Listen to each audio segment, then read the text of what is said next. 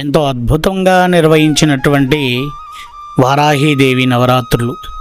ఈ నవరాత్రుల్లో కిరాత వారాహి హోమం అయిపోయిన తర్వాత తెల్లారి మరుసటి రోజున అమ్మవారిని దివిటీలతో జ్యోతుల కాంతుల వెలుగులలో అమ్మవారి పల్లకి సేవ చేయాలని నిర్వహించాం.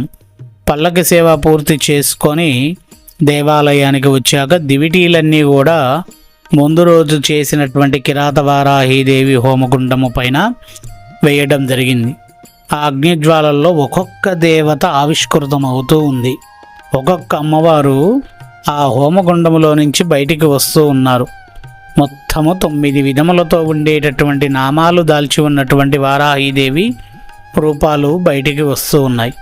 అవి నేను గ్రహించి అమ్మని విశేషమైనటువంటి విధానముతో, అమ్మా నీవు ఆవిష్కృతమయ్యావు, ఇక్కడ నీవు అనుగ్రతని ప్రసాదిస్తావా, నాకు నీవు ప్రసాదించేటానికే వచ్చావా అని నేను అడిగితే అప్పుడు ఆ అమ్మ ఏమంది అనేటటువంటి విషయం మీకు తెలియజేస్తా. వారాహీదేవి మాత, నీవు నన్ను పిలిచావు, పోచమ్మని పిలిచావు, ప్రత్యంగరిని పిలిచావు, మరి లలితాదేవి మాత అమ్మ యొక్క విధానమైనటువంటి ఆరాధన ఏదిరా అని అడిగింది. వెంటనే ఆ రోజు నేను అమ్మకు తెలియచేశాను, అమ్మ ఈరోజు నేను లలిత ఆరాధన నిర్వహించలేదు, కానీ రేపు లలితాదేవి మాత అమ్మవారి యొక్క సహస్రనామ కుంకుమార్చన కార్యక్రమాన్ని నిర్వహిస్తాను. ఆ కుంకుమార్చన కార్యక్రమం నిర్వహిస్తే నీవు సంతోషమైనటువంటి రూపముతో నాకు మరలా రేపటి రోజు ఇదే సమయానికి దర్శన భాగ్యాన్ని ప్రసాదించు అని అమ్మని అడిగితే అమ్మ అనుకూలమైనటువంటి విధానమైన చిరునవ్వుతో వెళ్ళిపోయింది.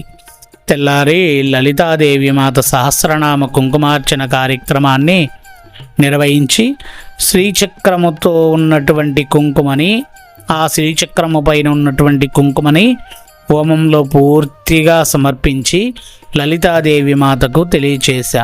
అమ్మా, నిన్న నేను వారాహీదేవిని దివిటీల కాంతులతో అమ్మని విశేషమైనటువంటి ఊరేగింపుగా తీసుకువచ్చా తల్లి.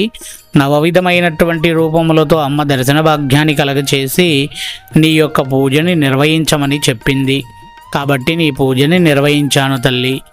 నేను నిర్వహించినటువంటి ఈ పూజా కార్యక్రమం యొక్క విధానమైన కుంకుమని మొత్తము కూడా హోమములో వేస్తున్నాను తల్లి. నేను సాయంకాలము వారాహీదేవి మాత అమ్మవారి హోమాన్ని నిర్వహించబోతున్నాను.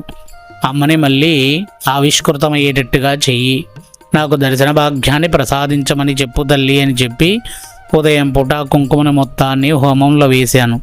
సాయంకాలం అమ్మవారి హోమం చేసేటప్పుడు అమ్మవారు సాక్షాత్కారమైంది.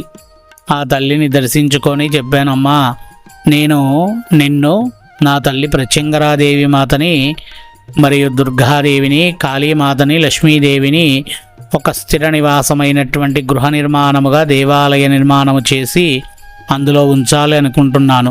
నాకు అనుగ్రతని నీవు ప్రసాదిస్తే నా తల్లి ప్రత్యంగరి మాత కదిలి వస్తుంది. నీ అనుగ్రత నాకు ఇస్తావా తల్లి అని అడిగితే అమ్మ అనుగ్రత ఎలా విశేషంగా కలిగించింది అంటే ఇంక అది మాటల్లో చెప్పేటటువంటి విషయం కాదు. అంత విశేషమైన వరాన్ని ప్రసాదించింది వారాహి మాత.